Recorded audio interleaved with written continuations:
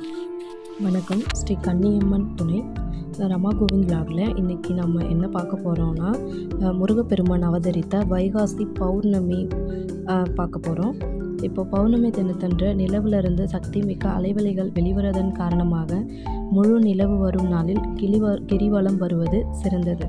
அத்தகைய சிறப்புமிக்க வைகாசி மாத பௌர்ணமி தினத்தன்று தான் முருகப்பெருமான் அவதரித்ததால் மற்ற பௌர்ணமிகளை விட சிறப்பு வாய்ந்த நாளாக கருதப்படுது.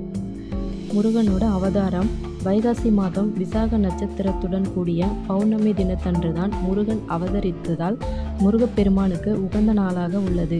விசாக நட்சத்திரமானது 23/5/2024 காலை 9:43 மணி வரை இருப்பதால் வைகாச பௌர்ணமியும் விசாக நட்சத்திரமும் கூடி வரும் இன்றைய காலை பொழுதில் முருகப்பெருமானை மனமுருகி வழிபட குறைகள் நீங்கி மகிழ்ச்சி செவிக்கும். சிவபெருமானின் நெற்றிக்கண்ணிலிருந்து 6 தீப்பொறிகள் தோன்றி அவை 6 குழந்தைகளாக 6 முகனாக அவதரித்தது ஒரு வைகாச பௌர்ணமி தினம் என்பதால் வைகாசி பௌர்ணமி மிகவும் சக்தி வாய்ந்ததாக இருக்கிறது. இந்நாளில் விரதமிருந்து இஷ்ட தெய்வங்களையும் முருகனையும் வழிபட தெய்வங்களின் அருள் பரிபூர்ணமாக கிடைக்கும்.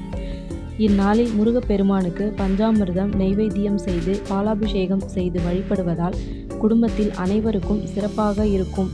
முன்னோர்களுக்கும் முக்தி பேறு கிடைக்க உதவும். முருக பக்தர்களுக்கு அன்னதானம் செய்வது 7 தலைமுறைக்கும் சிறந்தது.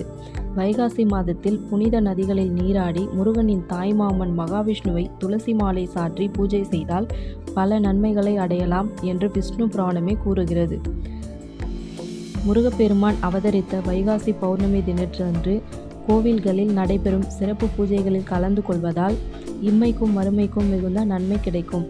முருகனுக்கு பிடித்த சிவப்பு வண்ண மலர்களை அணிவித்து விளக்கேற்றி வழிபடச் செய்வதால் தொழில் பிரகாசிக்கும். பணிபுரிவோர்கள் பதவி உயர்வு சம்பள உயர்வு பெற்று பெரும் மதிப்புக்குரியவர்களாவர். திருமண தடை நீங்கி நல்ல இடத்தில் வரன் கிடைக்கும். குழந்தை பேறு இல்லாதவர்களுக்கு விரைவில் குழந்தை பாக்கியம் கிடைக்கும். நன்றி.